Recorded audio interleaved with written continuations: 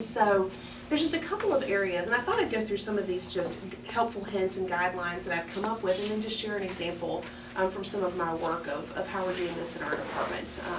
Because it's been something that's been invigorating for us in the psychology department, but also something that we realized we were already doing a lot of this, we just weren't measuring it. And so measuring it is the part we're figuring out and trying to do so that we can get the information out there and see how effective we're being.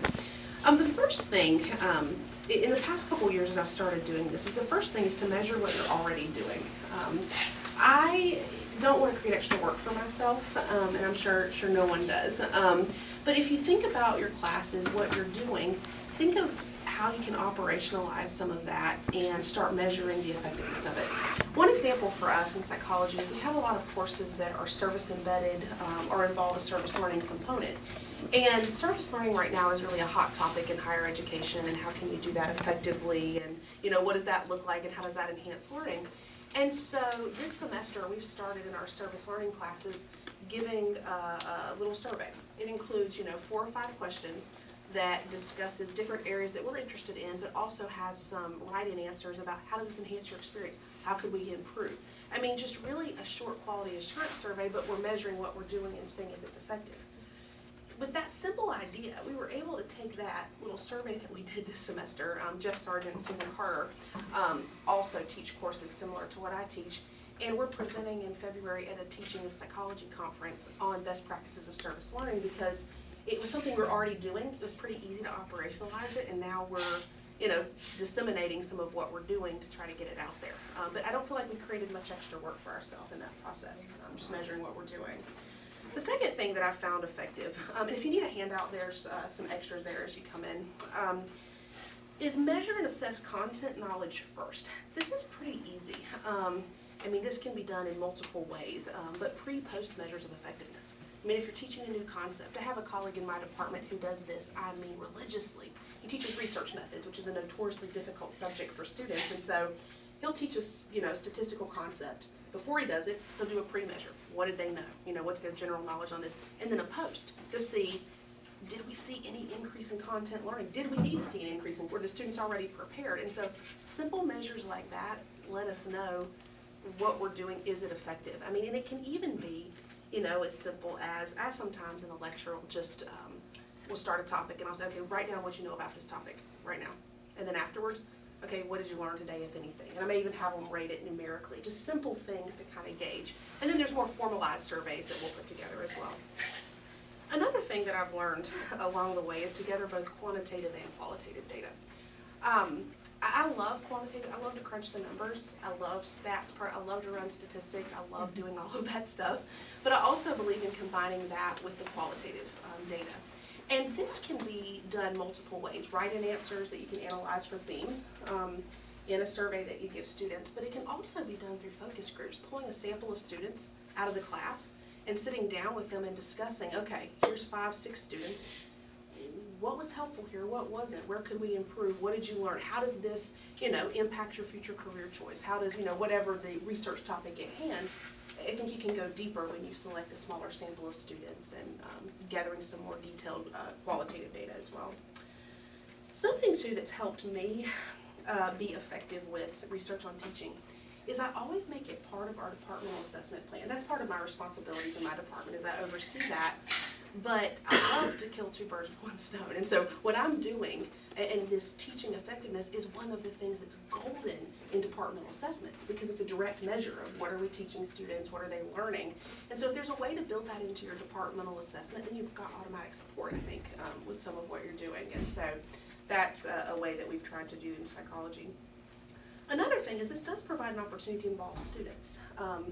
Number one, they're involved in the process of research, and I'm always very careful when I do any classroom research to make sure that I give them an informed consent. They're signing up to, it's all voluntary participation, because I'm able to model the research process to them as well as involve them in it. But then it's also helpful to get some students who can help you code data, who can help you analyze things, because then they're getting research experience as well. And that's something that can be really helpful along the way, I think. Number 6, don't do research alone. That's one thing I've learned, pair up with people who have interest so that you can help each other through this process, but also share ideas. And you create a survey of something you're interested in your classroom and a colleague's interested in that too. Tack on a couple questions you care about too, administer it in multiple classes, and you've got more data, more to deal with. Someone's teaching the same section, or not same section, but the same course, different sections. Try out different things and compare results, see what's more effective, etc. Showcase what you're doing. This is something we've really tried to be strategic in psychology, is to, tell our department chair what we're doing with these different projects. Put it in a weekly report, shoot an email, we're doing this, here's some data I've collected, because I think that's the type of thing that raises awareness about teaching effectiveness research, is to not brag and promote yourself. That's one of the things I'm horrible at promoting myself, but just kind of providing the facts of what you're doing along the way. Also, find conferences within your discipline that are geared toward research on teaching effectiveness. I know for psychology we have one, the big one in this area is at Kennesaw State, where it's a research, or conference on teaching psychology effectively. And this is one where members from our department have attended in the past, but we've never had a presentation. And I thought, we're the best teachers around, I believe that. Why are we not leading and presenting here? And so this year we put something in, we got accepted, and it's the service learning. We're already doing it, but that's a very compelling, intriguing area to most professors, and so we're presenting there. Other things, for example, in our department, Brian Poole, who teaches research methods, next year he plans to present there just some of his little strategies for teaching a difficult subject to students. I think of other disciplines, and there's so many ways to do that. It could even be as simple, I'm going to try a mnemonic device today, and I want to see how effective it is for teaching this concept. Get pre and post measure, and kind of elaborate on that over time, and be able to present and showcase, I think, even to the community what's going on. And then finally, don't forget about Lee's unique emphasis on integration of faith and learning. I think that provides a beautiful opportunity for research. And that's something that we're being intentional about as well. One of our big pushes in the department right now, part of our departmental assessment as well, is we're looking at our capstone course. And how are we doing integration across the program, but what does it look like when we come to this class that's supposed to kind of culminate your knowledge, right, of faith and your discipline and all of those different things. And so we're asking students about integration. Did this class enhance your integration? Rate it, on a rating scale. Tell us what integration means to you coming into the class, coming out of the class. We're also going to start doing things when students come into the program. What is integration to you? And along the way, measure that more longitudinally. So there's so many opportunities, I think, within our unique faith integration that there's not been a lot written in. And I think Lee has a unique opportunity to contribute to that literature across all of the different disciplines. So, Arlie is going to go next. He is going to share a little bit about what he's doing in sociology, particularly with some of this teaching effectiveness research and all of that. Part of my training in sociology is to believe that everybody learns differently. I'm a firm believer about that. So every semester what I do is experiment in different ways on how my students can actually learn more effectively. And here are some of the things that I've been doing, and I said maybe I should do something about this in terms of publication.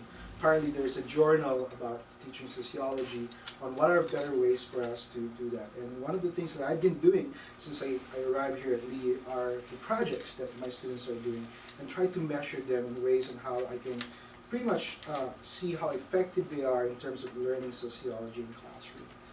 So I have a number of papers that on my test that I'm trying to collect. I'm still collecting data, so when we talk about data or evidence-based, please don't quote me that this is published, already been reviewed. It's still on the process.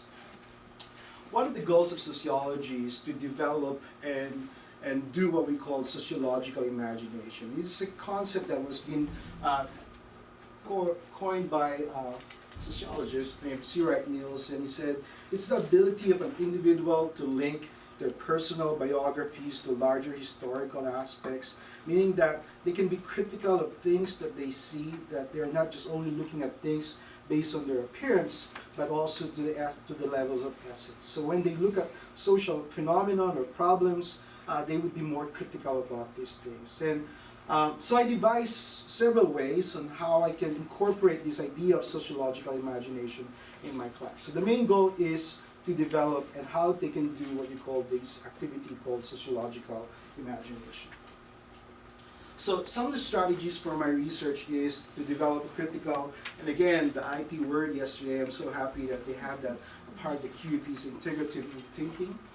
Experiencing sociology, not just learning sociology, but experience sociology in their day-to-day life.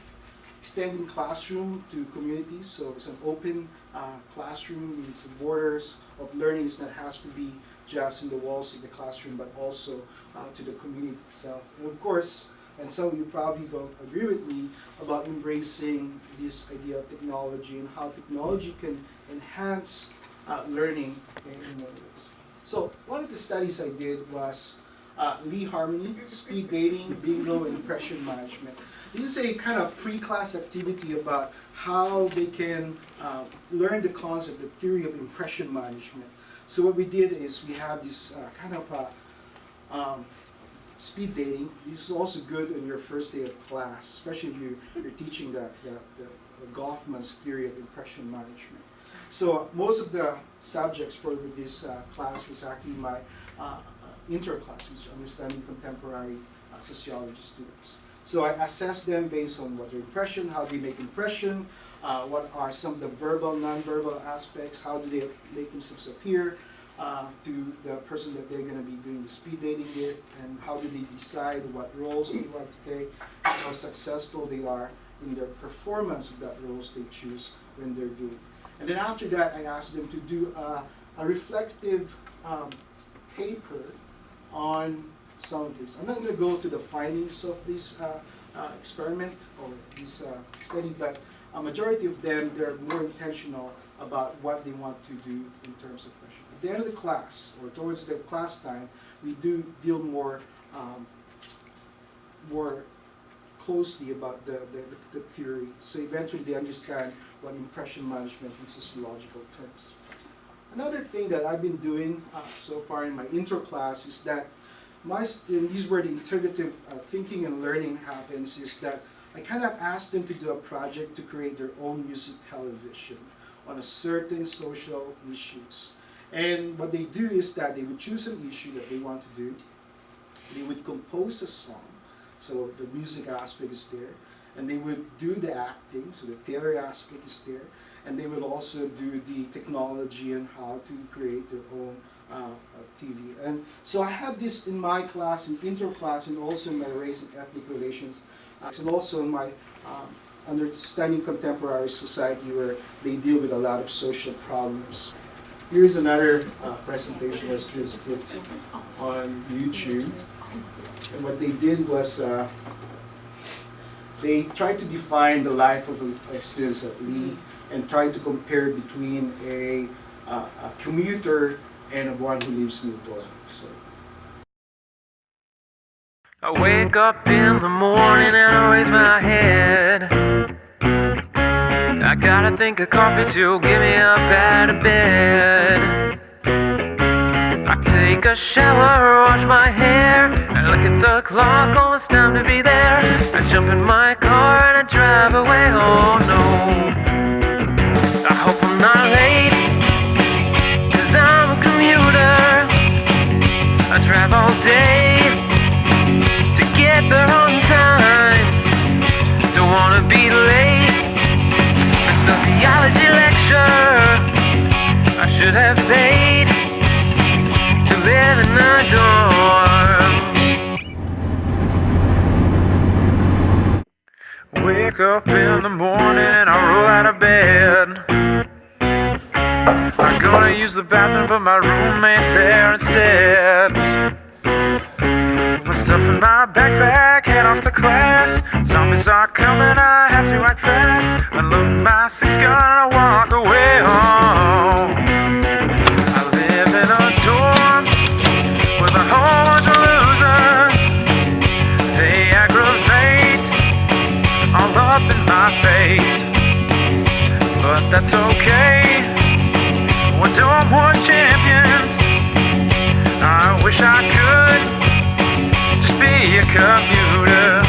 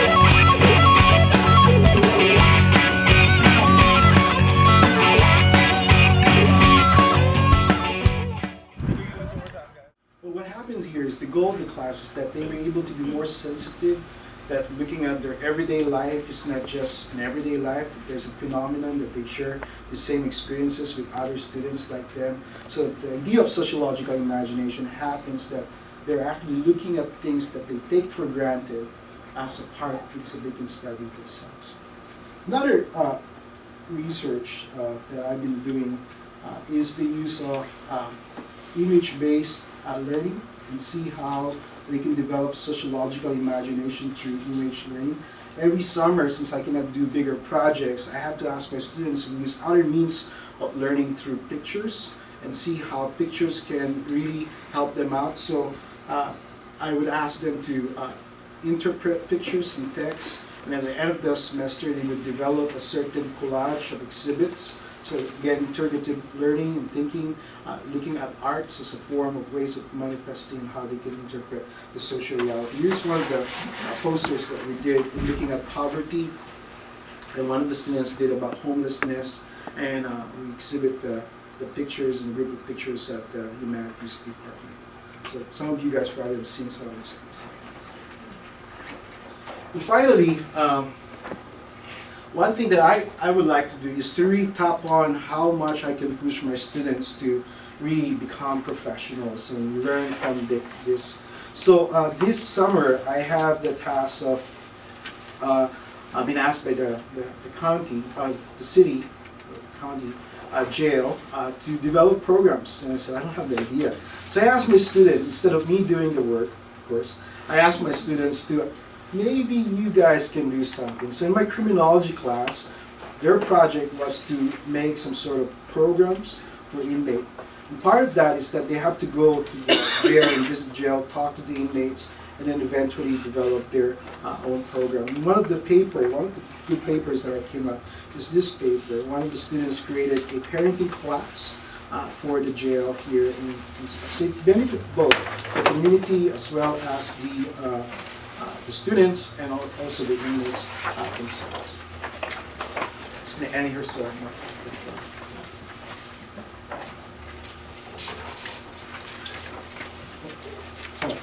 what are some of the lessons I've learned in this, in doing research in teaching?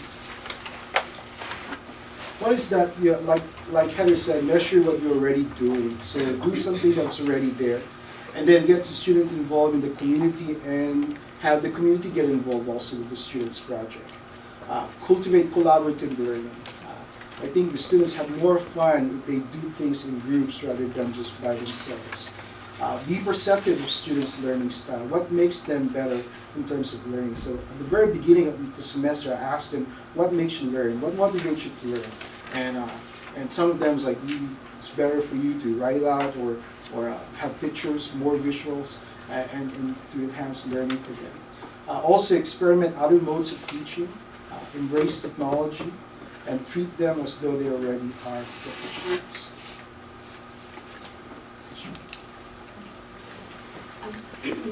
Harley, I have to follow that. I'll take a little different slant and just talk about a research project that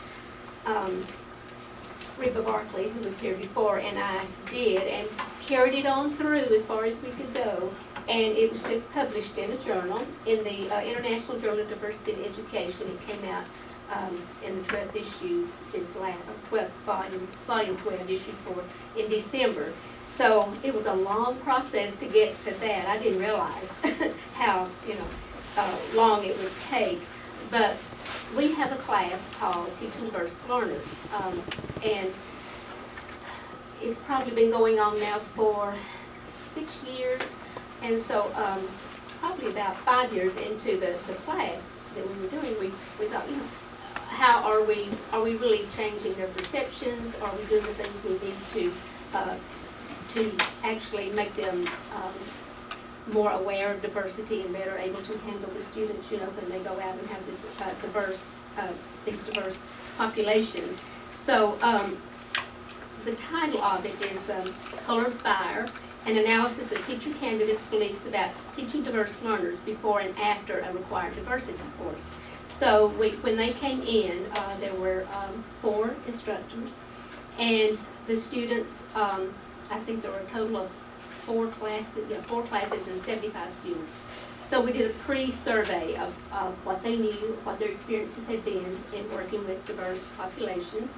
And then, I'm going to shorten this, and then we did a post-survey, afterwards, as to all these, things that we had asked them about as far as their experiences, their attitudes, their perceptions. Then we came back with a post-survey, and now that this course is over, and you've been out there in the schools and done a field experience that we provided for you, now, take this survey again and give us your feedback. And we wanted to see if we were really being effective in the class, and if they really had changed in their attitudes and perceptions. So we also did qualitative along with it. We had questions, open-ended questions that we asked them. And it was very enlightening. We thought we were doing well, and we thought that we had come up with, what the things that they need, the subject areas, the content area. We thought we covered that pretty well, and we discovered that we had indeed, they had really had a change in their attitudes and perceptions from the beginning of the course till the end. The thing I wanted to point out, I guess, with this, we started on this, and she and I decided to actually take it further and see if we might be able to present what we had found somewhere. So there was a diversity conference in Vancouver, and we went and actually sent the proposal, and they accepted it. So we went and presented it, and what was so neat, I think, and I think that when you do things like this, you think, oh well, this is great for around here. I guess we're learning this about how we did in class, but nobody else is going to be interested in this. I mean, we could go at an international conference. Who would be interested in what little, our little 2 people did here? So we went to Vancouver, and there were people there from,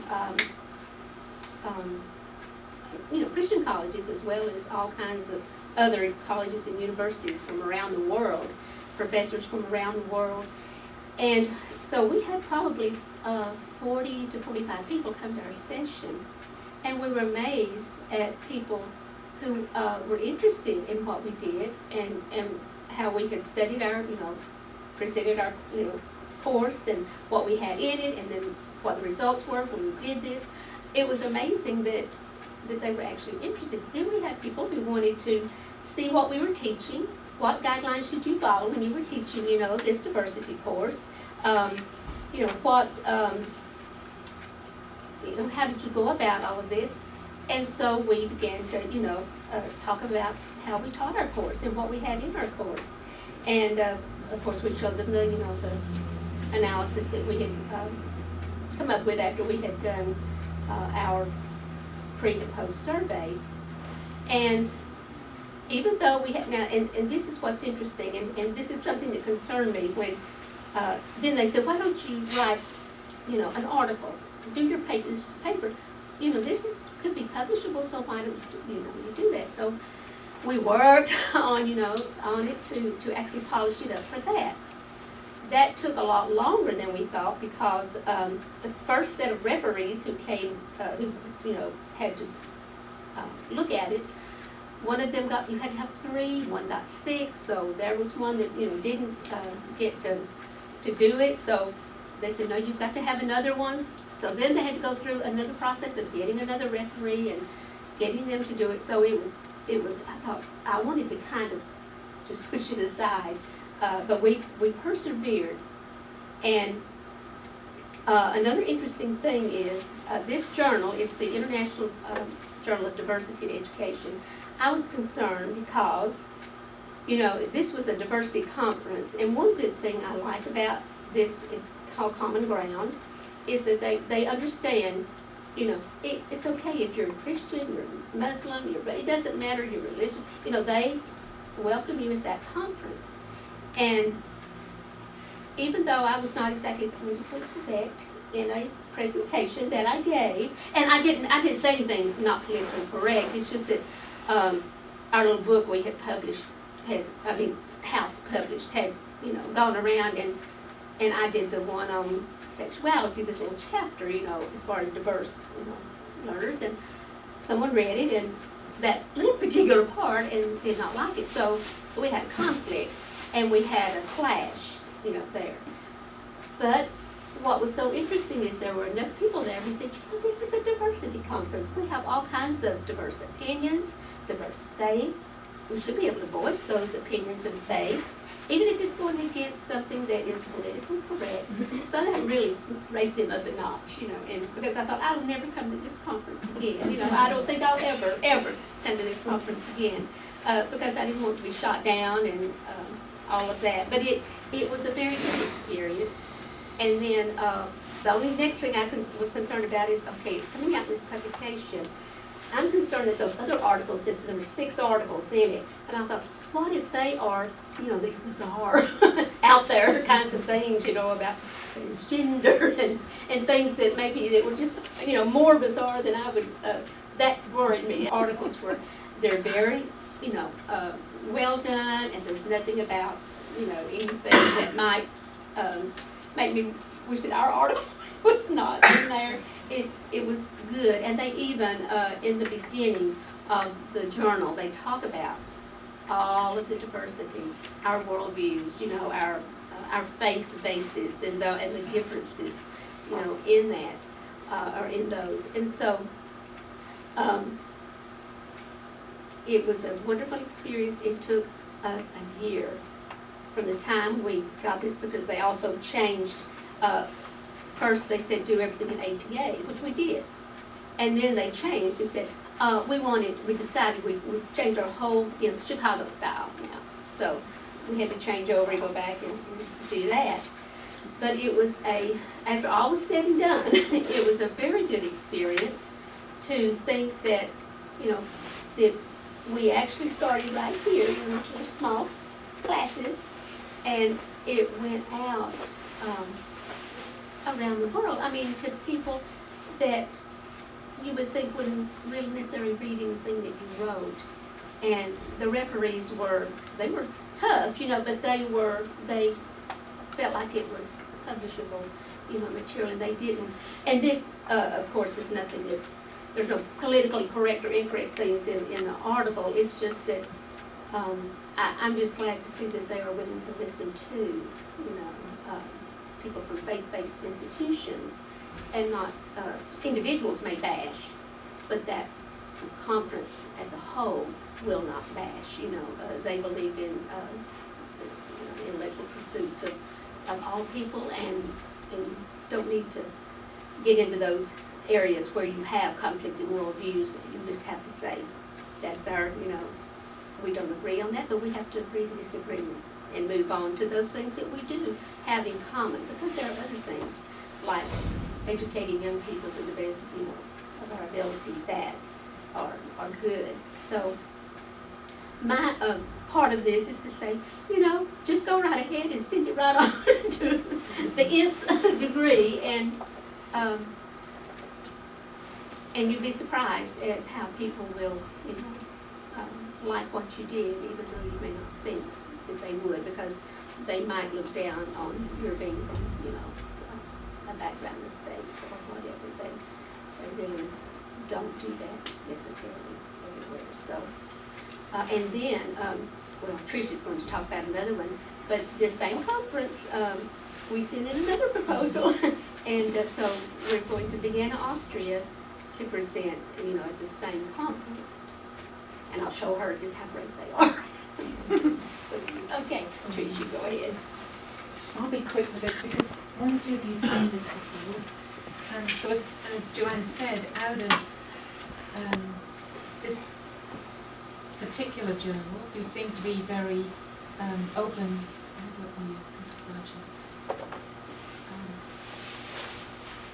This is still in progress. We hope by July we'll have finished it, pretty much written the article. We're kind of running the statistical analysis now, so I'll just talk really briefly about this.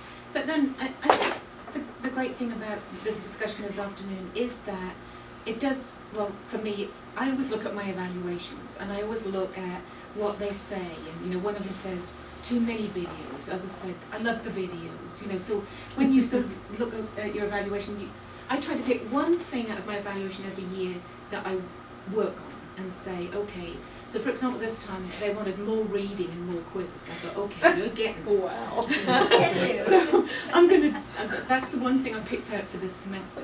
The other thing, talking about pre and post assessments, I run this very small degree. Sometimes there's only one person who takes it per semester called Special Ed Support Services.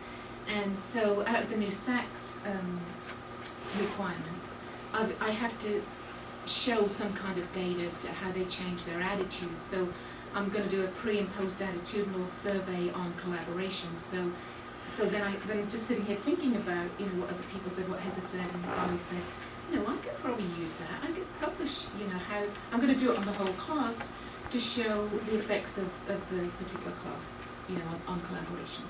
Anyway, this one came out of our requirement to, well, let me just say one other thing I'm working on too. I'm collecting data on my SPED 316 class. I teach 2 sections of that at one semester and one section another semester. And I teach one Monday, Wednesday, Friday class and the other Tuesday, Thursday.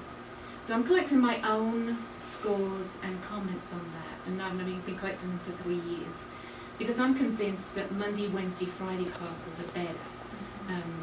And so if anybody wants to join me on this one, I'm looking at that. And then I think, well, is it just me because I teach it better because I like it better? So there's all kinds of variables on that one, but I am collecting some data on the time of the class, how many times it's taught each week. So if anybody's interested in doing anything with that, I've got my data going for that. So this is about changes in student-teacher attitudes after a student teaching abroad session. So, this is one of our distinctives at Lee. We think that's really important to experience life abroad in some ways. And so we felt like looking at the longer term, the 8-week stint abroad may have some, we hope, benefits. And we can research that us sending them abroad to teach is very beneficial. You can see the people who are involved in this, because Joanne was the leading person here. Eric has been involved in it because he goes to Ghana every year.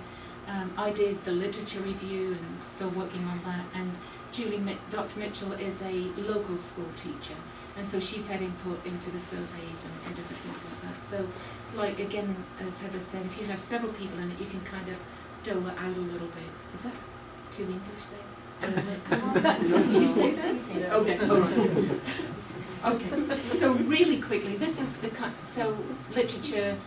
We looked at the general benefits of study abroad. Understand culture is different to their own for critical thinking. This is what was in literature. Have a more measured perspective of strengths and weaknesses of the USA. Engage in positive encounters with diversity in future professional activities, because we're looking at teaching diverse learners. This was reaffirmed in another study. And then we want to look at our own specifics. Why do we do this here at Lee? And so I'm interested that today a lot of discussion has gone towards diversity. So what are the suggested benefits of student teaching abroad? And for us, we feel it's a preparation of essentially white female teachers having that ability to teach in increasingly diverse schools, because most teachers are white female teachers. And also an added finding was that many teachers, there was an increased awareness of globalization. So, all right, so just again a summary. People reported increase in personal and professional competence. There was an increase in instructional competency related to the benefits of two very different experiences, and you'll see that reflected in some of our comments. An increase in self and other awareness, and a greater appreciation of diversity. So this is what other studies have found in general, just really a brief summary. Our frame reference, of course, is our Global Perspectives program, whereby we believe this is an important experience and it's a teaching, learning experience. This is where we are, mostly, Ghana, Bangkok Christian College for Boys. We've expanded it. We have other programs. We've taken students to Ukraine, to England. Gary Riggins has taken 8 people, I think, to Sierra Leone this time. And we've had people who've gone to Cambodia, and they're going again this semester. So this just... So I'm not going to read all of these, but these are the things that we came out of the literature. What did you find? How did you comfort level? Those kind of things. And so this is the very early analysis of the data. What we found. It's basically before they went. This is what they found themselves. They thought of themselves as, and then after they'd had the experience, this is what they found. So. Some of them we thought were really interesting and surprising, and this is how we're going to do. We're actually now putting in the numbers to see statistically significant findings.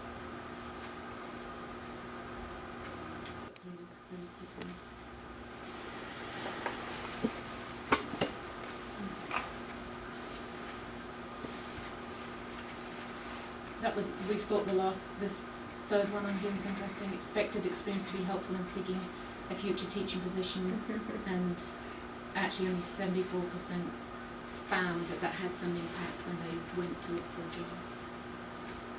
That might say, I don't know what that says. We should be careful what we're going to say. So it might say something about our area. That's very surprising.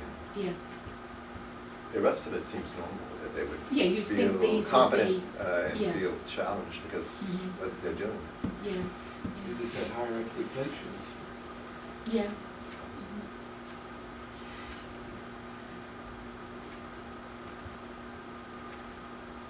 I'll share one thing that happened at student teachers at Bangkok Christian College.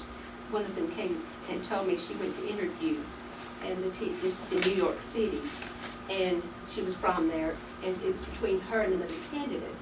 And the principal said, and they hired her, and they said, we figured if you can handle all boys in the Thai, it's all boys in that school, if you can handle all those little Thai boys, you won't have any problem with this. Yeah. So for some people it is, and I think I shared this in the session when we talked about this before, that I actually had a director in this area say, I'm more interested in the service learning than I am in the experience abroad.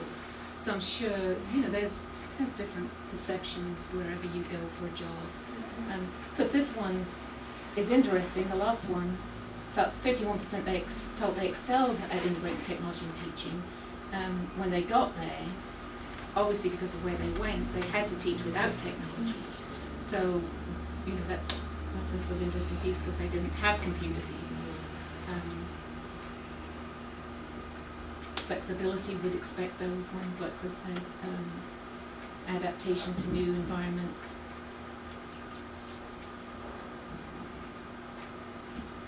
This was to do with classroom management. So everything I teach in behaviour management goes out the window when you get abroad. This one I think is interesting. That 1% of generally people have more differences than similarities. They may have misread it.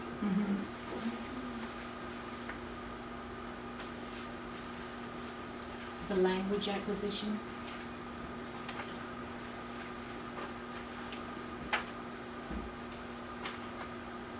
You know, no matter what we do with this one, we're at whatever cross-cultural trips we have, we always try to emphasize to the people it's going to be different.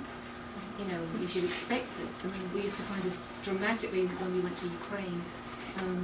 You know, it's going to be really different. And when you get there, they sit down and cry because, you know, there's no hot water, even though we tell them again and again and again. So I think actually the experience really is the thing for that kind of thing.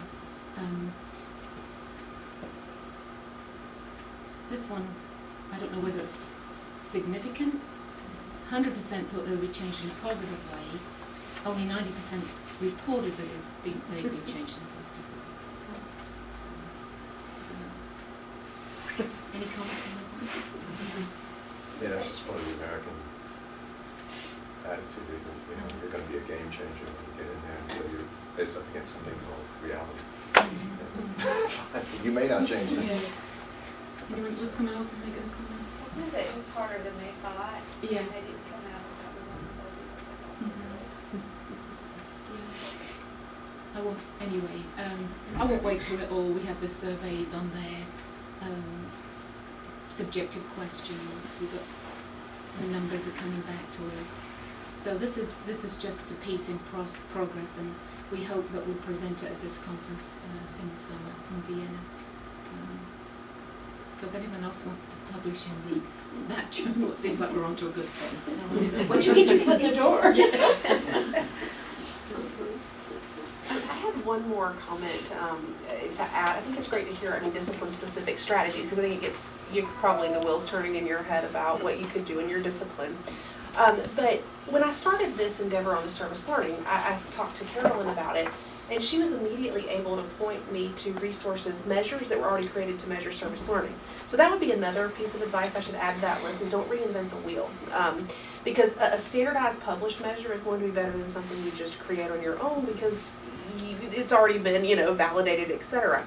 And there are times where we do need to add our own questions and create that, but I think it's always good to look first at what exists out there that we can use to rate and measure things, because for me, I was ready to go reinvent the wheel, try to validate my own measures of, service learning, and that is creating a lot of extra work, but these beautiful measures already exist that we're going to be implementing, and that would be another piece of advice I would. Yeah, I found one from Harvard on attitudinal changes regarding collaboration. Yeah. Pretty useful. And then there's simple things you can do if you want to look at students' efficacy related to whatever you're teaching. How is self-efficacy over the course developed? There's brilliant self-efficacy measures, for learning that are developed that you can implement pre and post really quickly, and then get a student to code it, and you've got some good data pretty quickly on effectiveness in, whatever area interests you. Can I ask a follow-up question? I'm very interested in what you said about the data, because in English we're not data miners, but I'm pretty sure that our students don't know how to integrate faith and learning. That's a whole other topic, but I don't know what I'm supposed to do about that. I mean, if I got a survey on what they think integration is, where would I get models of us? That's something I'm looking into myself. We're just starting to ask some of those questions ourselves, and we feel like it's a program-long issue, not just a, how does it culminate? How are we doing this in each class? So what we've started with is really just some defining it ourselves, what are our goals in teaching this. So we started with just kind of a simple, what I would say kind of faculty focus group amongst ourselves. But I can send you some articles that have been written on how to measure student integration and those different things. They're published in the psychology literature. That's what I know is the psychology literature.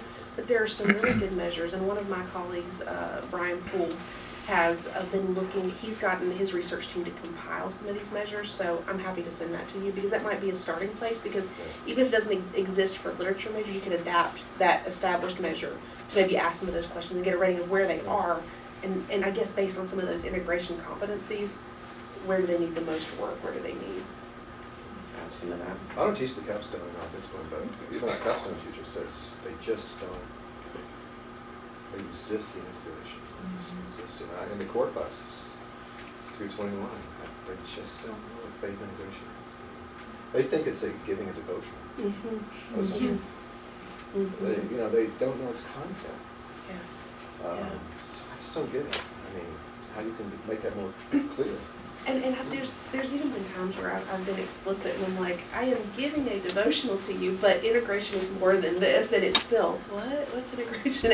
And I've heard that across disciplines, across campus. I think everyone's saying this is our focus, but we're not quite sure how to, and students aren't getting what we're doing. And so I think anybody who's interested, I'm happy to send out the articles I do have in some of these integration measures that you might be able to adapt and at least gauge where students are at. Okay, that would be very helpful. Yeah. Because I feel like sometimes putting up an old black light poster is integrate. I don't know what to do. I got a practical question that I maybe should know the answer to, but do we have an IRB or like an institutional review board here? And who We would I have contact? Michael Freak. Michael. Dr. Freak, Oh, yeah. this is helpful. I should know this. And we also have in our department, we also have an internal IRB, because our research methods classes, all students has to go to IRB, so we tend to review those internally. Then it needs to be reviewed by a committee that we suggest it to Michael Freak to help with university IRBs. How long of a process does it usually take? It varies. It varies. Usually a couple of weeks to get that process completed. But Michael Freak's the contact teachers for the whole institution. Well, like Arlie said, we have an in-house for behavioral social sciences. Since we're the human subjects people, we kind of have, we were bombarding them for so long with so many things. And so we put a little extra step in place to assist them. But I'd contact him. He has the forms you'd fill out and determine what kind of review it is and how to proceed.